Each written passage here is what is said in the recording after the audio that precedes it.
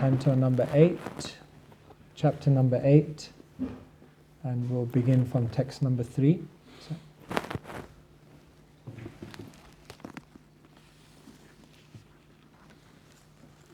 Is it 3 on the board? 3 to 8.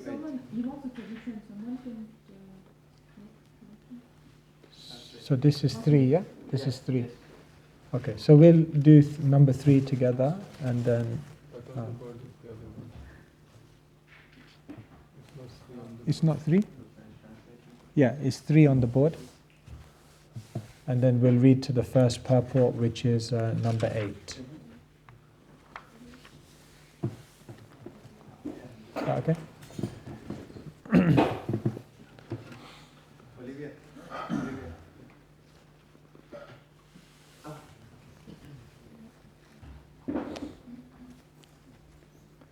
Tata ucce shrava nama Tata ucce shrava nama Hayo bucchandra pandura Hayo bucchandra pandura Tasmin bali spriham chakre Tasmin bali spriham chakre Nendra Ishvara Shikshaya Nendra Ishvara Shikshaya Tatha Uchashreva Nama Hayo Bachandra Pandura Tasmin bali spriham chakre Nendra Ishvara Shikshaya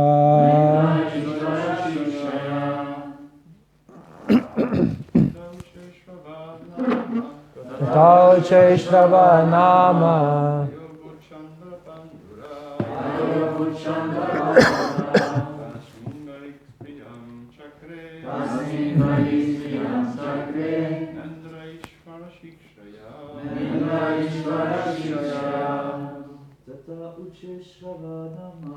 Tata Ucce Shrava Nama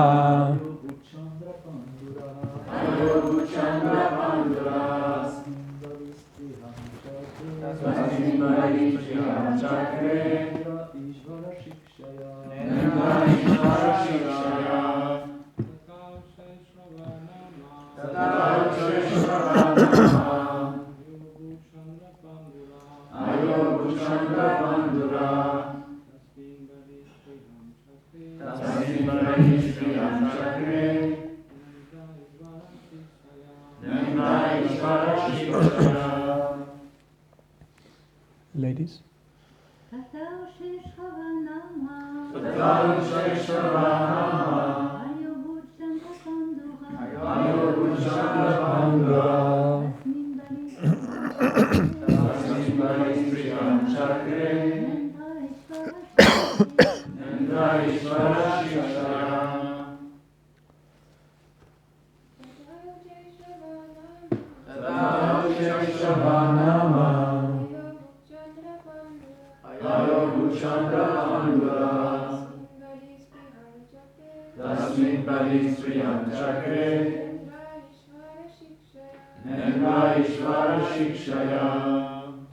Tatha thereafter Ucce Shrava Nama by the name Ucce Shrava Haya a horse Abhut was generated Chandra Pandura being as white as the moon Tasmin unto it Bali Maharaj Bali Spriham Chakre desired to possess Na not Indra the king of demigods Ishvara Shikshaya by the previous advice of the Lord. Translation by His Divine Grace Srila A.C. Bhaktivedanta Swami Srila Prabhupada Ki. Thereafter a horse named Ucce Shrava, which was as white as the moon, was generated. Bali Maharaj desired to possess this horse, and Indra, the king of heaven, did not protest, for he had previously been so advised by the Supreme Personality of Godhead.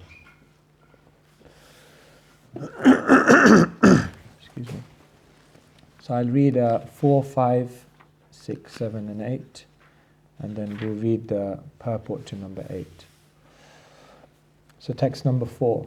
As the next result of the churning, the king of elephants named Airavata was generated. This elephant was white, and with its 4 tusks it defied the glories of Kailash mountain, the glorious abode of Lord Shiva. Thereafter, O king, 8 great elephants, which could go in any direction, were generated. They were headed by Airavana. 8 she-elephants, headed by Abhramu, were also generated. Purport: the names of the 8 elephants were Airavana, Pundarika, Vamana, Kumuda, Anjana, Pushpadanta, Sarvabhauma, Supratika. Text 6. Generated thereafter from the great ocean were the celebrated gems Kaustubha Mani, Padmaraga Mani. Lord Vishnu, to decorate his chest, desired to possess them. Generated next was the Parijata flower, which decorates the celestial planets. O king, as you fulfill the desires of everyone on this planet by fulfilling all ambitions, the Parijata fulfills the desires of everyone. Next there appeared the Apsaras, who are used as prostitutes on the heavenly planets. They were fully decorated with golden ornaments and lockets and were dressed in fine and attractive clothing. The Apsaras move very slowly in an attractive style that bewilders the inhabitants of the heavenly planets. And text number 8. Then there appeared the goddess of fortune, Rama, who is absolutely dedicated to being enjoyed by the Supreme Personality of Godhead. She appeared like electricity, surpassing the lightning that might illuminate a marble mountain. Purport: Shri means opulence. Krishna is the owner of all opulences. Bhoktaram yagyatapasham sarvaloka maheshwaram suridam sarvabhutanam gnatva mam shantim rachiti. This peace formula for the world is given in Bhagavad Gita 5:29. When people know that the Supreme Lord Krishna is the supreme enjoyer, the supreme proprietor, and the most intimate well-wishing friend of all living entities, peace and prosperity will ensue all over the world. Unfortunately, the conditioned souls being placed into illusion by the external energy of the Lord want to fight one another, and therefore peace is disturbed. The first prerequisite for peace is that all the wealth presented by Shri, the goddess of fortune, be offered to the Supreme Personality of Godhead. Everyone should give up his false proprietorship over worldly possession and offer everything to Krishna. This is the teaching of the Krishna consciousness movement. Srila Prabhupada ki jai.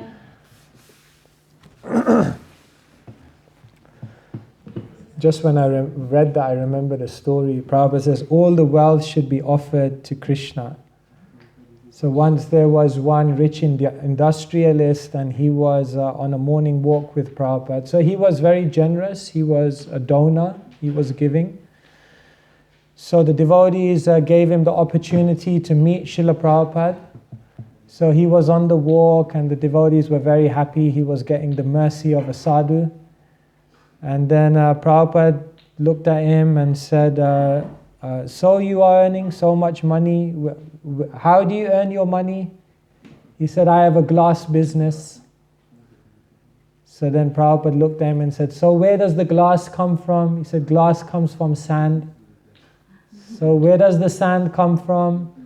The sand comes from material nature, is part of material. And who's controlling material nature? That Krishna is controlling material nature. Prabhupada said, yes, so you are just a thief? So the devotees were a little bewildered because they thought, no, but he's giving to Krishna. So the devotees came in, they said, no, Prabhupada, no, he's giving to Krishna. He's giving to Krishna, he's donating. Prabhupada looked at him and he said, okay then you're a small thief. Just a small thief. Another time, another industrialist had come to Prabhupada and he said, Swamiji, I have so many factories, I have so many people working under me, I have so much wealth, but I also have so much anxiety. Prabhupada looked at him and he said, yes, chintam aparimeyam cha pralayantam upashrita asha pasha parama etavat istinishtata. He quoted the Gita, he said, yes, if you have unlimited desires, you'll have unlimited anxieties. So he said, yes, I have so much things, but I have so much anxieties. Prabhupada said, don't worry, just give it all to us. You'll be happy, we'll be happy, Krishna will be very happy. And like this, everyone can be peaceful. So he said, I'll get back to you. I'll come back to you. Prabhupada said, no, we want to help you. We'll take your number, we'll chase you up. We'll make sure this happens. I don't know whether he actually gave in the end or not. But here we are reading about the churning of the milk ocean. This is perhaps one of the most epic pastimes in the entire Bhagavatam. Sometimes individuals may read this in the Bhagavatam and think, my God, how can we believe such a thing? There is a milk ocean, and then there is a mountain, which is a churning rod. And then there is a huge snake, which is like the rope in order to turn the rod, in order to churn the milk ocean. And on one side of the snakes is the demons, and on the other side of the snake is the demigods. This seems definitely 100% mythology. People may consider. Of course, we have to admit that our perception is very, very limited. Just like there you have a phone, and 100 years ago, if you would have told someone that you can pick up a plastic instrument, press one button, and speak to someone on the other side of the world within 2 seconds, they would think you're crazy. It's like some fantasy, sci-fi, science fiction.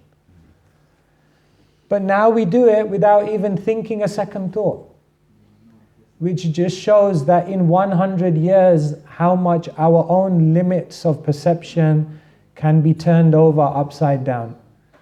So if within 100 years our perception just proves itself to be so limited, what to speak of incidents that happened thousands of years ago in realms beyond our perception. So once we were in Soho temple and Jayadvaita Maharaj was giving a talk, and he was explaining how Hanuman jumped from India to Lanka, like from one country to another, a monkey jumped. So he was telling this, and then one, must have been a guest for the first time, he stood up and he said, you don't believe that, do you? You don't believe that, do you? That actually happened? So Jayadvaita Maharaj looked at him and he said, well, just because you can't do it, doesn't mean it didn't happen. So then this person's ego got a little hit. He said, well, how do you know? Maybe I can do it. So then Jayadvaita Maharaj said, okay, well, if you can do it, then Hanuman can also do it. So he was cornered one way or the other. The Bhagavatam is factual. You see, the accounts of the Bhagavatam work on different levels. They are literal. They actually happened. They're events. This is real life. But they are also ethical, from these stories, not only are they real events, but you can learn many, many lessons. You can learn many, many truths of life. So they are on both levels. It's not that this is just a mythological story that has lessons. No, it's a real story that has lessons. The overall lesson of the churning of the milk ocean is very interesting, because when they began churning the milk ocean, then the first thing is the mountain began to sink. And therefore the Lord had to come as Kurma to steady the mountain. Then the second thing that happened when they began churning is that many, many items came out. We heard of all these different items. However, the third thing that happened is that after many, many wonderful, alluring, amazing items came out, the ultimate item came out, which was the nectar of immortality. So if you think about the churning of the milk ocean, it can also relate to our spiritual life. When we begin practicing spiritual life and we begin churning our heart to try to bring out some love for Krishna, then when we begin churning our heart, the first thing is that we hit many, many problems. When we begin churning our heart, we actually realize many things begin coming out of our heart that we never even knew were there. One time, one person began practicing Krishna consciousness, and he said, my God, since I've started chanting Hare Krishna, I have more lust. I have more greed. I have more envy. So the devotee said to him, no, you had all of those things anyway. Now you're just learning that they're there. So the first thing that happens when you practice spiritual life is that there can be many obstacles, there can be many problems, there can be many issues that come up. But as you continue on with determination, the second thing that comes in spiritual life is you begin to experience many benefits of spiritual life. Some peace, some enjoyment, maybe some fame and recognition. Many, many gifts start coming as you start practicing spiritual life. But if you're wise, if we're wise, then we'll understand that these gifts that come are not the ultimate gift. The ultimate gift is not to get some name, fame, recognition in the movement. The ultimate gift of this movement is not to feel some peace of mind. The ultimate gift of this movement is not that there's just good prasadam, which is nice, but keeps us going. But that's not the ultimate purpose of the movement. These are gifts which come along the way. But for the ultimate gift of this movement, you have to not be diverted and continue on for the real thing. And later on we'll realize that as they continued churning past all of these gifts, the real thing came, the nectar. And so in spiritual life, at the end of spiritual life, the real thing comes, which is pure love for Krishna. So many items came out in the interim: a horse, an elephant, apsaras, and now we're hearing that the goddess of fortune, Lakshmi Devi, also came from the churning. And here in the purport, Srila Prabhupada is writing about how Lakshmi is the goddess of fortune and how wealth needs to be dealt with very, very carefully. Because even in the Christian tradition, it's mentioned that money is the root of all evil. In the Bhagavatam first canto, we find the account of Parikshit, who is going around the kingdom trying to ensure that everything is maintained properly, and he comes across the personality of Kali. Kali, who is attacking the cow and the bull. The cow represents earth and the bull represents dharma. So dharma, the bull, has 4 legs. And Kali is attacking those 4 legs. So as soon as Parikshit sees that Kali is attacking the bull Dharma, then Parikshit pulls his sword out of the sheath and immediately gets ready to kill Kali. How can you try to destroy Dharma? Then if the 4 legs of Dharma are gone, then society disintegrates. So as Kali is about to kill, as Parikshit is about to kill Kali, then Kali surrenders. So it's a Kshatriya law that if someone surrenders, you cannot kill them. So Kali says, I've surrendered to you, Parikshit. Therefore, you must give me some place where I can reside. So then the Bhagavatam explains, Abhyartitas tada tasmai stanani kalaye dudo dyutam panam striya suna yatra adharmas chaturvidha. Yatra, wherever adharma, irreligion, chaturvidha takes place in 4 ways, that is the place where Kali resides. So what are those 4 places where Kali resides? Dyutam. What does dyutam mean? Gambling. Panam. Intoxication. Striya. Illicit sex. Suna. Meat eating. Where these 4 activities are, Kali resides. The dark influence of the age comes. Terrible things happen to individuals, to societies. Ignorance creeps in through these 4 activities. It's said that there are 4 qualities upon which society is founded, and each one of these activities destroys one of those qualities. Anyone know what are the 4 qualities through which society is maintained? Anyone want to tell us? Compassion. Truthfulness. Austerity and cleanliness. Yes. So which activity destroys cleanliness? Illicit sexual activity pollutes the body and pollutes the mind ultimately. Which activity destroys mercy?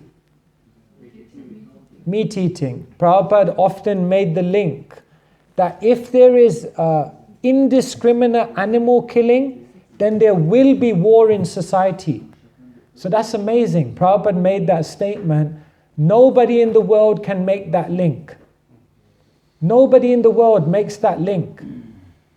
Prabhupada made that link, and it makes so much sense. That if you're indiscriminate towards killing an animal, it's just one more step before you're indiscriminate towards killing another human being. Therefore, mercy destroyed. What destroys austerity?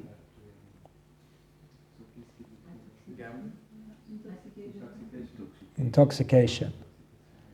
Because austerity means that you're able to overcome the urge for an immediate pleasure in order to gain something greater in the future. So what is intoxication all about? Instant pleasure, instant gratification, instant buzz. And therefore, by intoxication, you become so much immersed in a culture of having instant enjoyment that you're not able to have the necessary austerity to experience greater things. And truthfulness is destroyed by gambling. Where there is gambling, truthfulness is destroyed. In America, all of you know Las Vegas, right? Has anyone been to Las Vegas? Okay, Mataji's been. I've also been. Not to gamble. Las Vegas is a city in America full of casinos. Everywhere there's a casino, gambling. And there's a smaller version of Las Vegas on the east coast of America called Atlantic City. So you can go there today. A city full of casinos. A city full of gambling. And some years ago there was a newspaper report that in the hospital in Atlantic City, even the nurses began gambling. And you know what they were gambling on? They were gambling on which patient in the ICU would die first. This is true. And there was a bet which became so intense in the opportunity of what they would win, that in the ICU, as they were betting on which patient would die first, one of the nurses pulled the plug on one of the machines so that she would win the bet. This is the situation going on. Truthfulness. The Bhagavatam mentions that one of these, in Kali Yuga, the age we're living in right now, only one of these is remaining. Which of the four is still remaining? Truthfulness. Now let me ask you a question. Does it look like a very truthful world to you?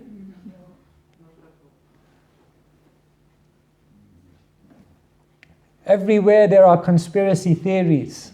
Is COVID-19 even true? We won't discuss that today. Is 9/11, was it actually terrorists from the Middle East, or was it Americans who orchestrated it themselves? We don't know. Did man really land on the moon? Prabhupada opened up the opportunity that maybe they didn't. And at that time, it was so bewildering, even for one of his own servants to accept it. However, today, many people believe that the whole thing was a hoax. So now let me ask you a question. In what sense can we say that this society still is standing upon truthfulness, if in the world we see that there are so many lies? But the Bhagavatam says that the only pillar left is truthfulness. So now, you please convince me that society still exists on truthfulness. How would you explain that? Yes, Prabhuji. You can fool others, but you cannot fool yourself. Deep inside, Okay. we know that's not the real purpose to live, I guess. Very good. Good explanation. Prabhuji, Nico? Yes. Yeah, Nico Prabhu is saying that you can fool others, but you can't fool yourself. So people still have a conscience. They know, okay, I may be lying to others, but deep inside I know, can't lie to yourself. That's not true. The ego is very good at lying to Okay, Nico looks like that one's even going as well. Anyone else, can you tell me, in what sense can we say that Kali Yuga is still surviving on truthfulness when we see so many lies?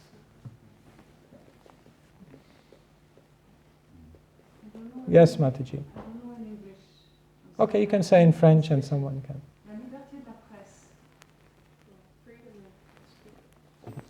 Freedom of press. Sorry? Freedom of speech? Press. Journalism. Journalism? I mean, people, to some extent, they can say everything. I mean, in France, at least, it's more or less tolerated. Okay, so you're saying there's still a freedom to give information through the media. Okay? I read However, we may question. recently the French government has made it illegal to photograph a police officer's face. You can't photograph a police anymore.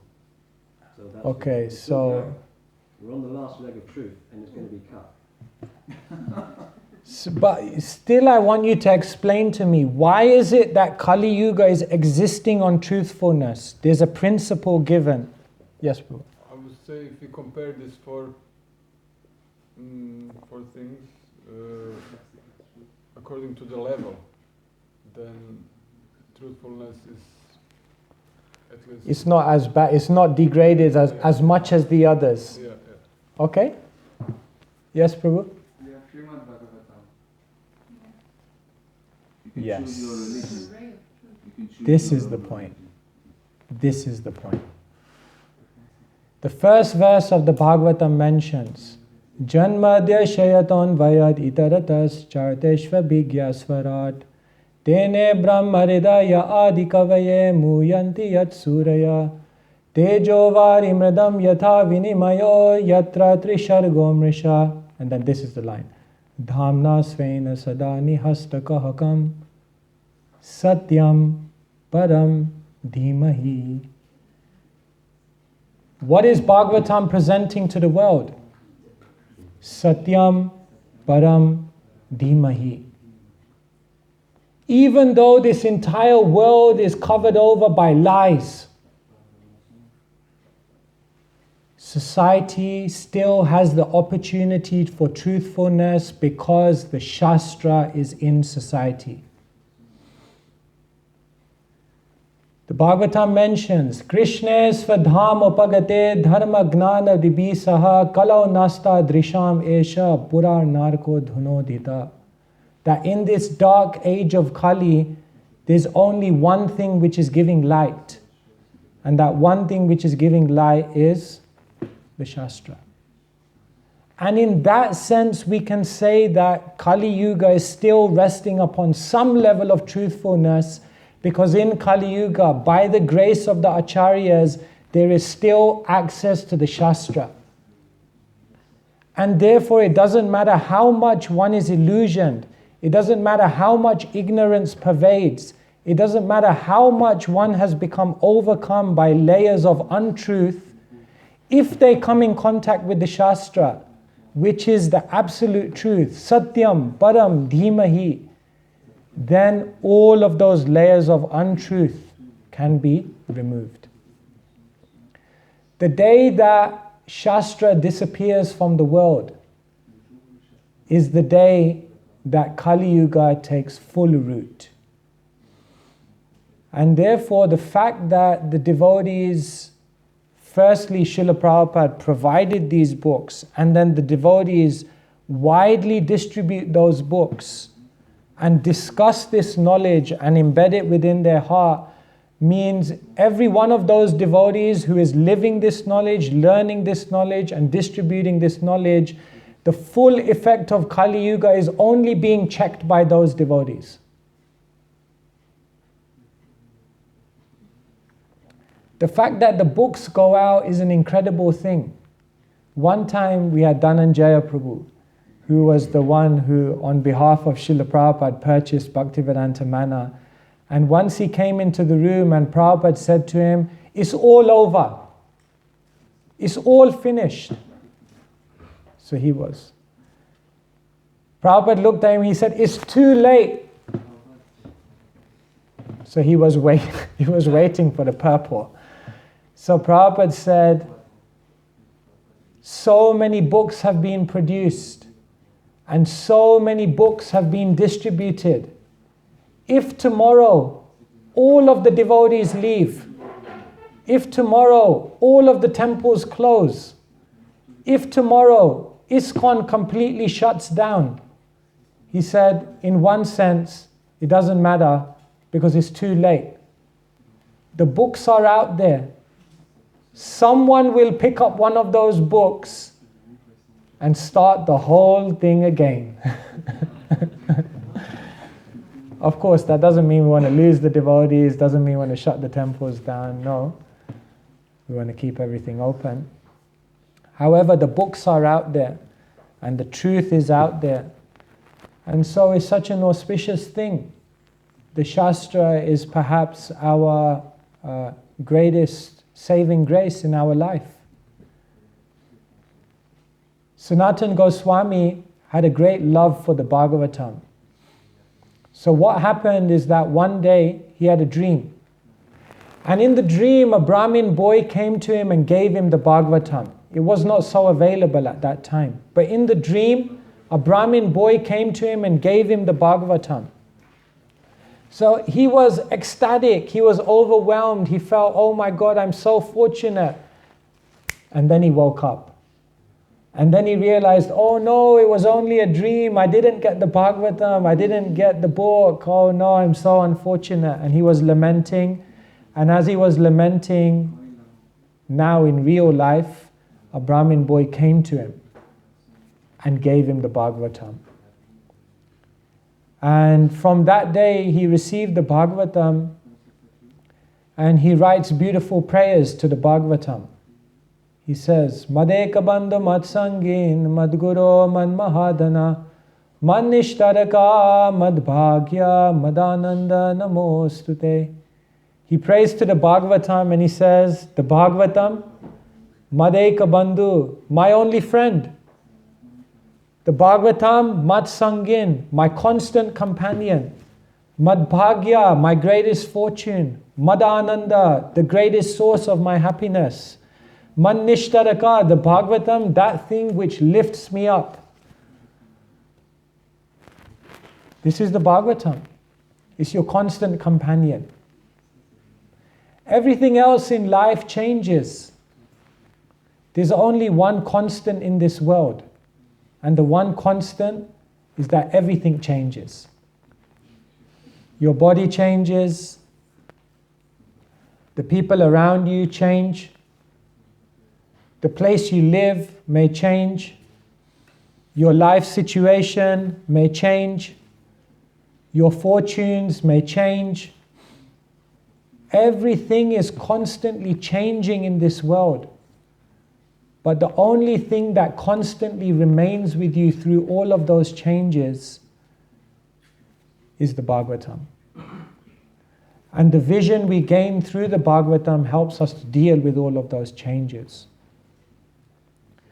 So, these four pillars, austerity, cleanliness, truthfulness, and mercy, these are the four pillars upon which society rests. And therefore those four activities are the four activities we avoid, because they destroy those four qualities.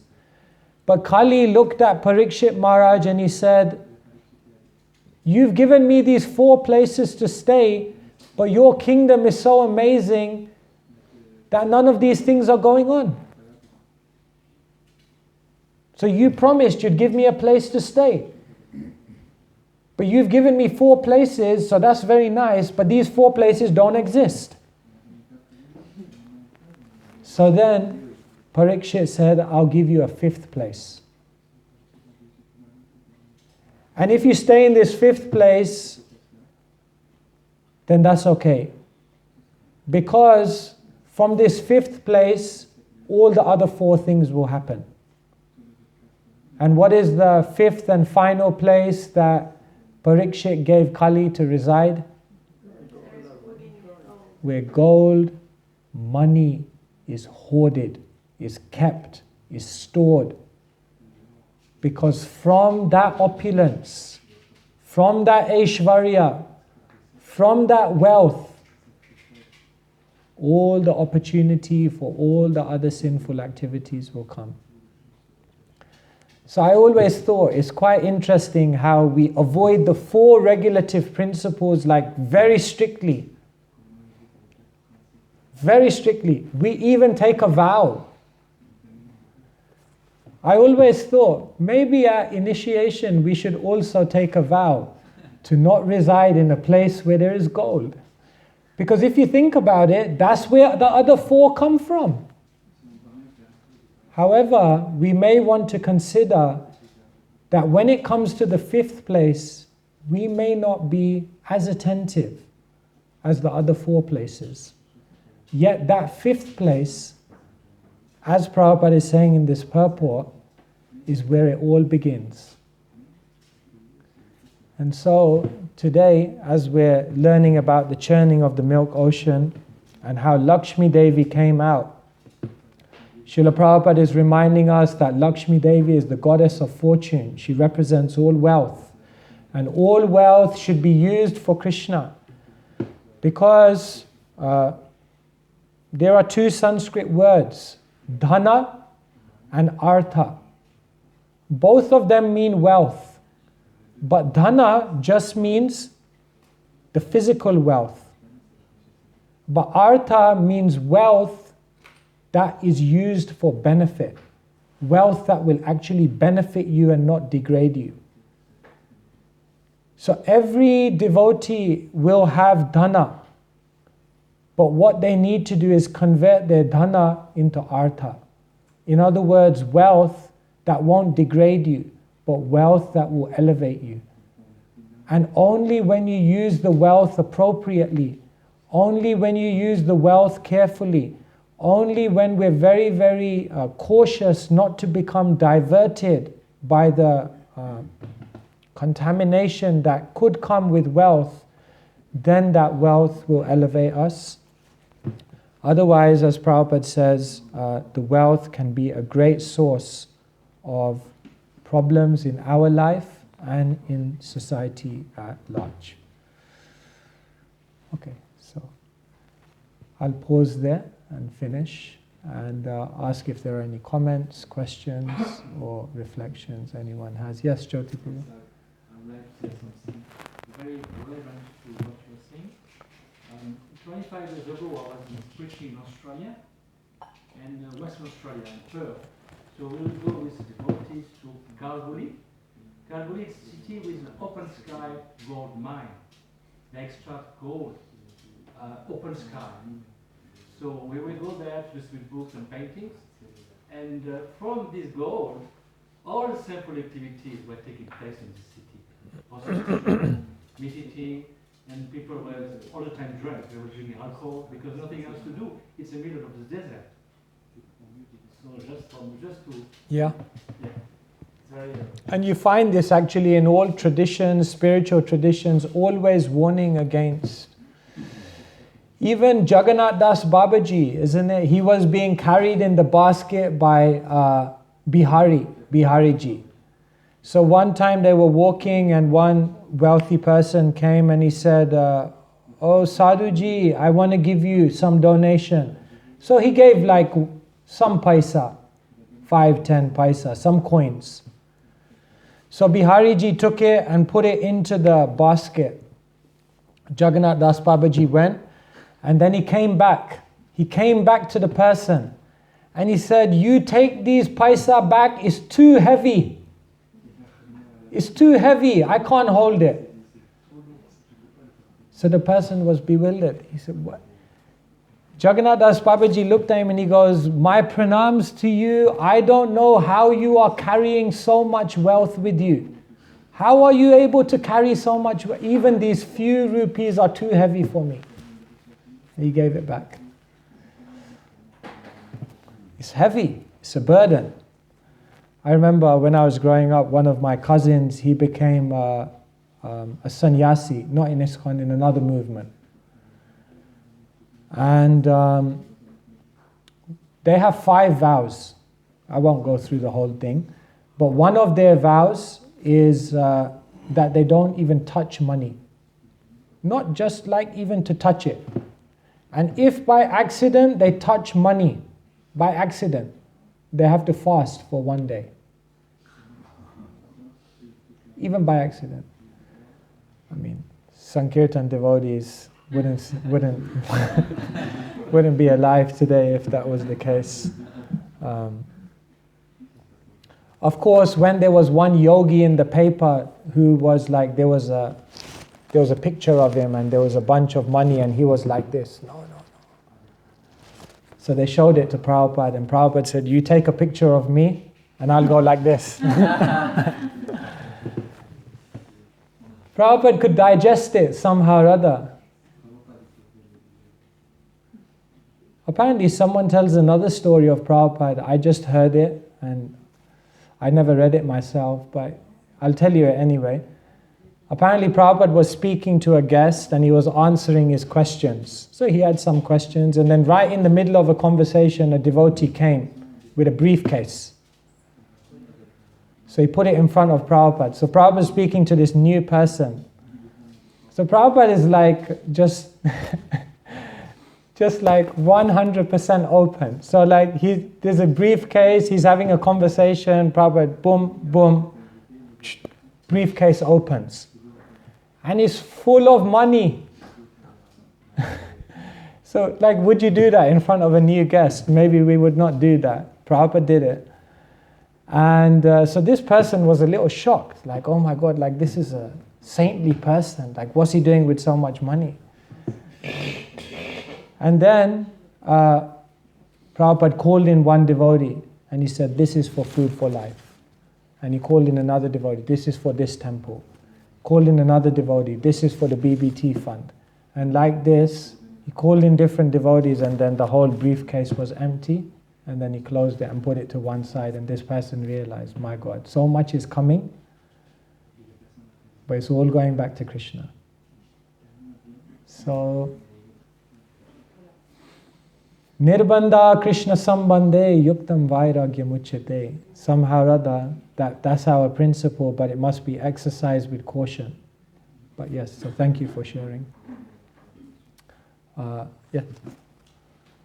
I had a question about the Bhagavad Gita, because like it's the principal books that with giving in the street and selling.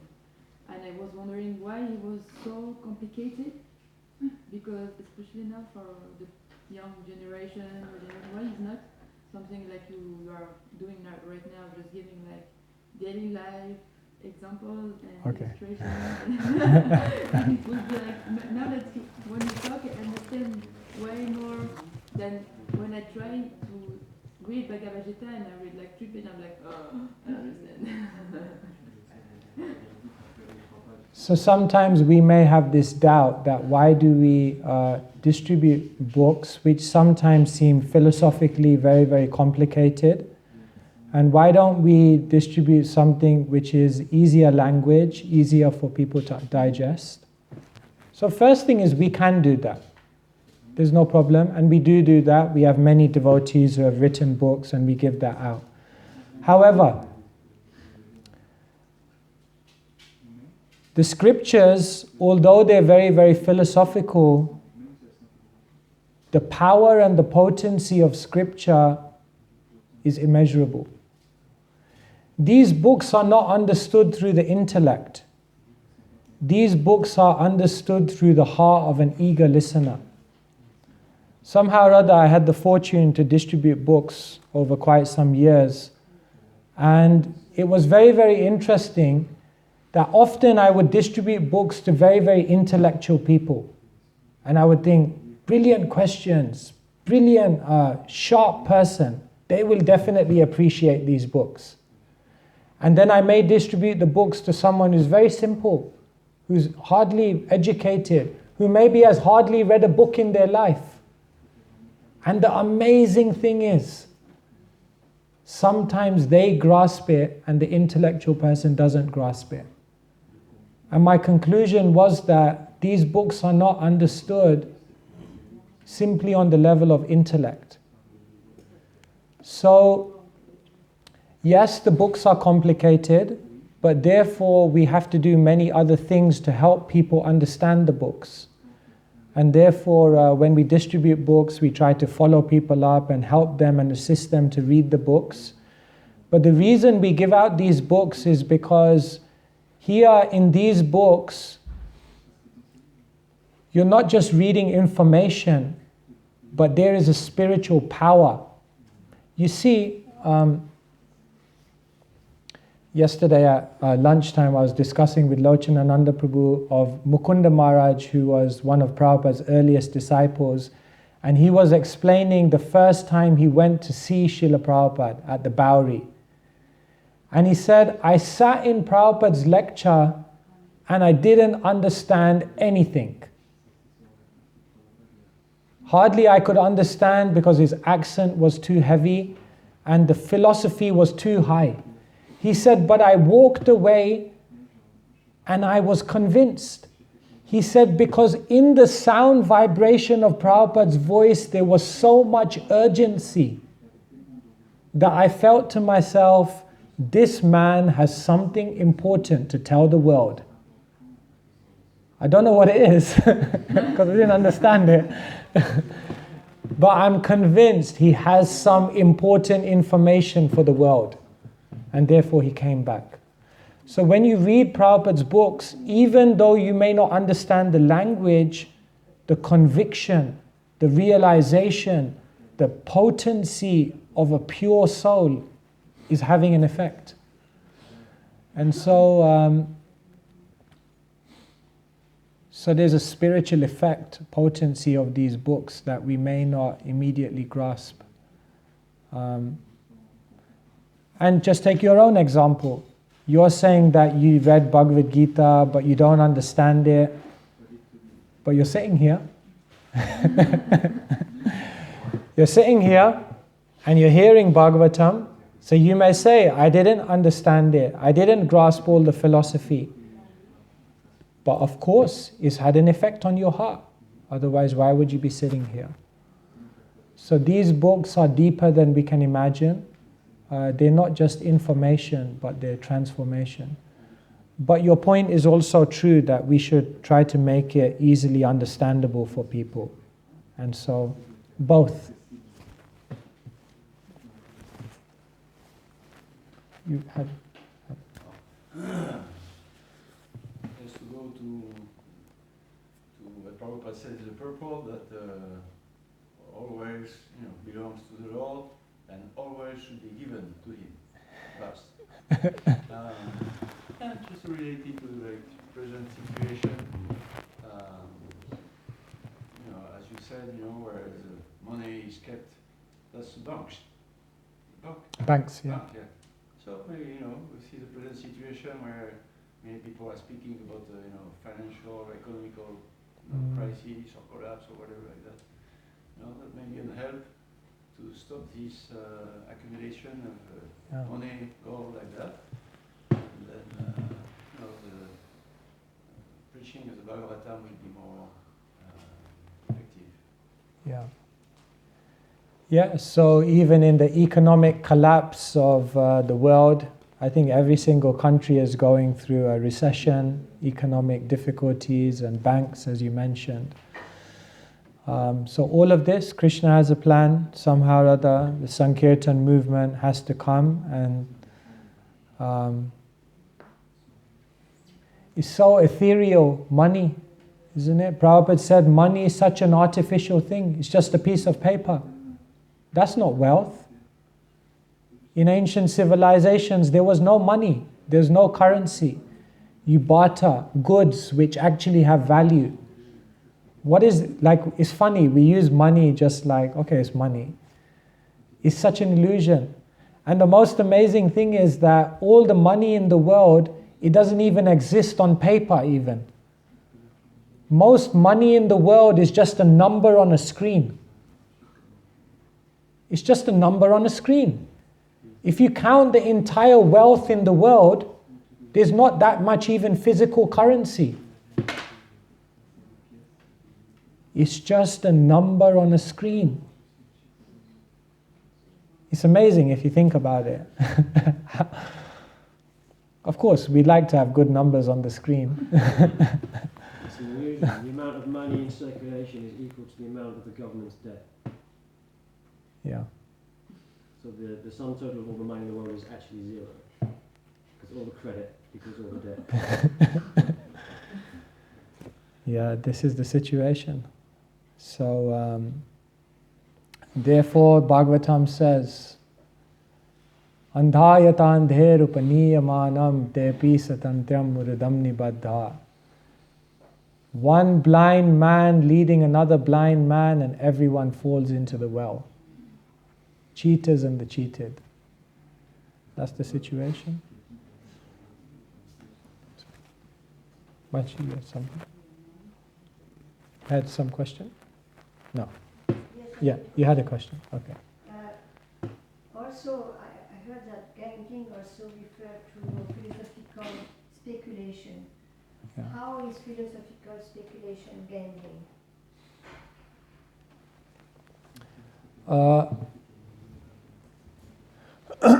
So there are two things. There is mental speculation and philosophical speculation. So oftentimes Prabhupada says mental speculation is bad, but philosophical speculation is allowed. So let me just clarify what I mean by that. Speculation means to use one's own mind and intelligence to try to come to a conclusion. So mental speculation means when you're trying to use your mind and intelligence to try to understand something. Philosophical speculation means when you are trying to understand a concept with reference to Shastra and you try to understand it. So I'll give you an example. Like say for example, Krishna says, I am the taste in water. So mental speculation means, is Krishna the taste in water? Maybe he is, maybe he isn't. How does that relate to my experience? But philosophical speculation means, no, Shastra says it, but now let me look at other things in the Shastra that can help me to understand how Krishna is the taste in water. So that kind of philosophical speculation where you're trying to understand something according to Shastra is okay. But mental speculation where you're simply using your mind and intelligence to come to a conclusion, this is gambling because it's a waste of time. Gambling basically means waste. You give up something very valuable and you get practically nothing in return. So what's the most valuable thing in the world? Chanakya Pandit says, Ayushak shana ekopi na labhya svarna kotibi nache nirarthakam niti kachaha nistatodhika. Ayushak shana, one moment of time, na labhya svarna kotibi, even if you have thousands of gold coins, you can't buy it back. So mental speculation is a waste of time. You're gambling with time. You're gambling with the most valuable asset that you have. Because at any moment, your time could be up. So, sometimes they do graffiti. Just killing time. The reality is, time is killing you. You're not killing time. Time is killing you. So time, Krishna says, Kalosmi, I am time. So when we gamble away our time in something that gives no fruit by speculating, then that's the biggest gambling. That's why we always refer to Shastra, because anything based on speculation, fruitless. Is that okay? That's why Prabhupada says the real wealth is the lands and the cows. Yeah. Lands and cows is the real wealth. Yeah. Yeah, Prabhupada says the real wealth is if you have land and you have cows. Because with land you can grow food, and with cows you can so many. Yes, bro. And the service to the devotees. That's the one. And the service to the devotees, yeah. Yeah, in another place, Prabhupada explains, there is physical wealth. Higher than that is the wealth of knowledge. Knowledge is a higher wealth than physical wealth. But he says higher than knowledge is sadhana. That's a higher wealth. Because sadhana, sadhana iti sadhana. That practice which helps you to awaken your eternal wealth is known as sadhana. And then higher than sadhana is prema. That's the Golokera prema dhan harinam sankirtan. That's the highest wealth, one who has love. Different gradations. Higher than physical wealth is knowledge. Higher than knowledge is sadhana. And higher than sadhana is prema. So therefore we pray for prema. Kaviraj Goswami says in the Chaitanya Charitamrita, prema dhana vina vyartha daridra jivan das kori vetan more deha prema dhan.